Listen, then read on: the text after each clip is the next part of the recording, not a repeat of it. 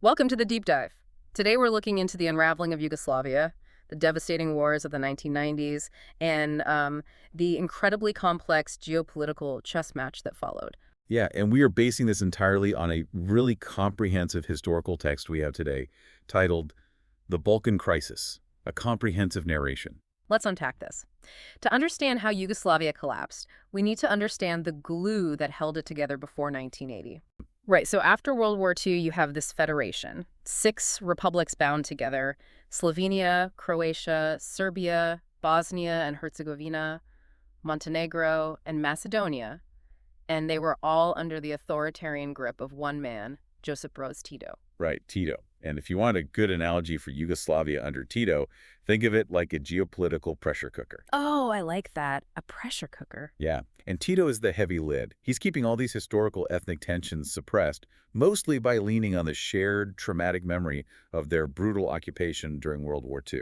But then, in 1980, Tito dies. He dies and the lid comes off. Exactly. And the source notes that by the late 80s, the economic disparities are glaring. You've got prosperity-driven republics like Slovenia and Croatia, and they want autonomy. They want democracy. Right, but then you have Serbia. And Serbia, under this rising nationalist named Slobodan Milosevic, wants the exact opposite. You want centralized power in Belgrade, right? Yeah, exactly.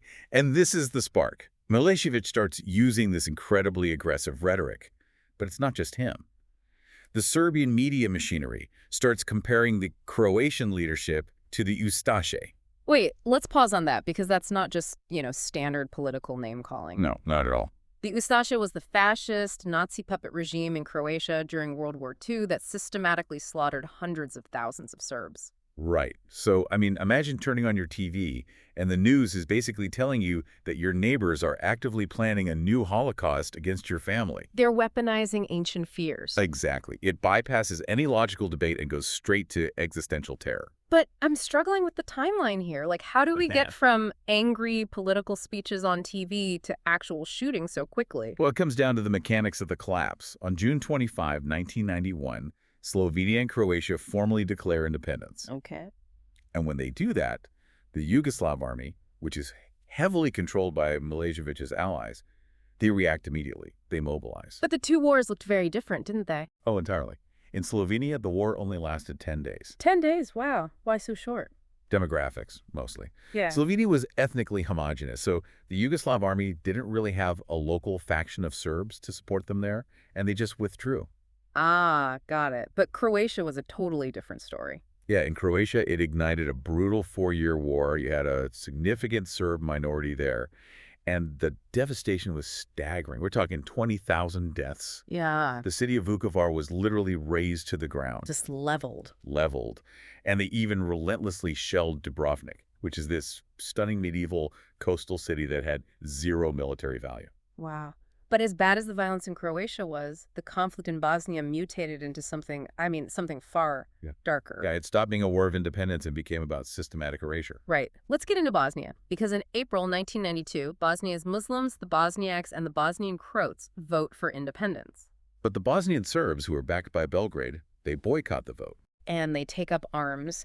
And this leads to the siege of Sarajevo, which is just, it's hard to even wrap your head around. It really is. It was 44 months of constant shelling and sniper fire. Almost 4 years. Yeah.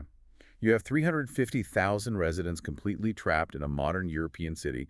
The source material notes 10,000 civilians were killed there. And beyond the siege, the source highlights this chilling statistic. This is where ethnic cleansing enters the global vocabulary. Right, the camps. Yeah, over 650 Serb-run camps were established. And roughly 30,000 inmates died in those camps. Plus, an estimated 20,000 women were raped. It's just horrific. It sounds like the war stopped being about territory and became about erasing the concept of a neighbor. That's exactly what it was. And the culmination of that machinery was Srebrenica in July 1995. Srebrenica, which was supposed to be a UN-safe area. It was, but it was completely overrun by Bosnian Serb forces under General Ratko Mladic. In just 10 days, they executed over 8,000 Muslim men and boys. Oh my God. And they forcibly removed over 25,000 women, children, and elderly people. It was legally ruled as genocide. But And this is a crucial balance the text explicitly notes. We have to mention that all sides committed atrocities. The machinery of ethnic conflict really infected everyone. Yes, the source is very clear on this. For instance, Bosnian Croat forces massacred 116 Bosniaks, including 43 women and children, in the village of Amici. Right. And in Croatia, there was Operation Storm in 1995, where Croatian forces recaptured rebel lands in just 84 hours. Right, from a military standpoint, it was fast, but the human cost was massive. Hundreds of elderly Serb civilians were killed. And 200,000 Serbs fled. Yeah. Even the Croatian Prime Minister, Andrej Plenković, later called the crimes committed during that operation an ugly scar. So with all this happening and the UN failing to protect places like Srebrenica, how did the international community finally force an end to this chapter? NATO airstrikes forced the parties to the table, which led to the Dayton Peace Agreement in November 1995. Which awkwardly divided Bosnia into two entities. So Dayton ends the Bosnian War, but it doesn't really dismantle the machinery of ethnic conflict, does it? Not at all. It basically just waited for a new flashpoint. And it found one in Kosovo. Right. Jump to 1998. The Kosovo Liberation Army, or KLA, starts fighting for independence in this province of Serbia that has a majority ethnic Albanian population. And Serbia, still led by Milosevic, responds with just a brutal crackdown. In total humanitarian disaster. By August 1998, up to 20% of Kosovo's pre-war population is displaced. And diplomacy completely fails. The Serbs refuse the Rambouillet peace plan in France. Which leads to March 24th, 1999. NATO launches a 78-day bombing campaign against Yugoslavia. Okay, here's where it gets really interesting, because the text points out a massive legal elephant in the room here. Oh, the UN mandate. Right. NATO acted without explicit authorization from the UN Security Council. They called it an overwhelming humanitarian necessity. Yeah, that was their justification. But I have to ask, is acting outside international law to stop a humanitarian crisis an act of justice? Or is that a really dangerous precedent? It's the defining question of that intervention. Because on the ground, the bombing actually accelerated the ethnic cleansing initially. Really? How so? Well, Yugoslav forces went into overdrive. By June 1999, more than 80% of Kosovars were displaced. Between late March and April alone, 580,000 people fled. That is a staggering number of refugees in just a few weeks. And the bombing had severe civilian costs, too. Human Rights Watch noted 500 civilians were killed by NATO bombs in about 90 incidents. Yeah, the text mentions they hit a passenger train, a maternity hospital. And, very famously, the Chinese embassy in Belgrade. Which brings us to the global chessboard. Because NATO's unilateral action wasn't just a local event, it triggered an ideological earthquake among global superpowers. Oh, absolutely. Let's look at the competing strategic views from the source, starting with the US and NATO. Their view was a mix of moral imperative and strategic calculation, right? Right. President Clinton feared the flames would spread to allies like Greece and Turkey. And Secretary of State Madeleine Albright said Milosevic understood only the language of force. She said inaction was a license to kill. Exactly. Plus, it was a test of NATO's credibility post-Cold War. And strategically, they wanted to block Russia from establishing naval bases on the Adriatic. Which perfectly transitions to the Russian view, because the source notes they went from being relatively powerless in 1991 to absolutely furious by 1999. Furious is the right word. They saw this intervention as an illegal Pax Americana, where might makes right. President Yeltsin even warned it could start a European or world war. Yeah, there was a brief moment of real Cold War panic over rumors that Russia was retargeting nuclear missiles. But despite all that anger, the Russian envoy Viktor Chernomardin actually played mediator. He did because, as he privately admitted, Russia cannot identify with this guy, meaning Milosevic. And then there's the Chinese view. Deep opposition, totally rooted in their policy of non-interference. Right, they feared it legitimized separatist movements everywhere. And then on May 7, 1999, NATO bombs the Chinese embassy in Belgrade, killing 3 journalists. Which caused unprecedented fury in Beijing.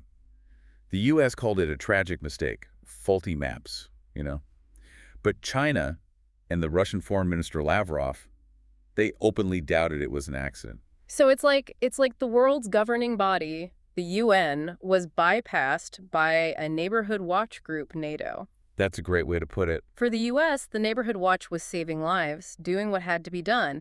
But for Russia and China, it proved the watch group had gone totally rogue and couldn't be trusted. If we connect this to the bigger picture, it really changed global alliances. Eventually, China abstained from vetoing UN Resolution 1244, which ended the war. They didn't veto it. No, they abstained. They claimed it as a victory because it brought the conflict back under UN control. Yeah. But the legacy of the bombing shattered Russia's belief that the Cold War was actually over. It pushed the hardliners in Moscow toward alliances with China. So all this grand geopolitical chess ends with Milosevic withdrawing and Kosovo eventually declaring independence in 2008. But for the people actually living on the ground, the war's toxic legacy is just their daily reality. Yeah, justice has deep limits. I mean, Milosevic dies at The Hague in 2006 before a verdict is even reached. No closure there. Right. Now, Karadzic and Mladic did get life sentences, but you also have ongoing physical scars. Yeah, the text highlights the environmental devastation, the cancer rates in Serbia from NATO's use of depleted uranium. And the cluster bombs. Right, and you have to look at the plight of all sides. Bosniaks suffered the most devastating ethnic cleansing. Kosovar Albanians faced massive displacement. Croats fought for independence, but, as we discussed, acknowledged the crimes of Operation Storm. And the Serbs, while their leadership committed the worst atrocities, they also suffered immense displacement. Over 500,000 fled from Croatia and Kosovo, plus massive civilian casualties. Which really validates the central thesis of the source material. The 1990s were the breaking of a nation where literally every side suffered trauma. And the legality of NATO's intervention. It remains definitively unanswered. How do you build a future when revisionist narratives, genocide denial, and the glorification of war criminals are still happening? I mean, Serbia and Kosovo still don't agree on Kosovo's independence. And Croatia and Serbia completely dispute the legacy of Operation Storm. So what does this all mean? We've gone from Tito's death, the loss of that heavy lid, to the horrors of Srebrenica, to NATO's controversial bombs. And it reminds us that understanding global conflict requires holding multiple really uncomfortable truths at once. It's messy. It defies simple good guy, bad guy narratives. It really does. And I want to leave you, the listener, with a final thought to mull over. The source material leaves us with this haunting realization. Every side's story is true, and none is complete without the others. That's powerful. It makes you wonder, in our modern era of information bubbles, where we only ever see one side of a conflict, are we dooming ourselves to repeat the Balkans tragedy on a global scale, simply because we refuse to acknowledge that our enemies might also have a story that is true?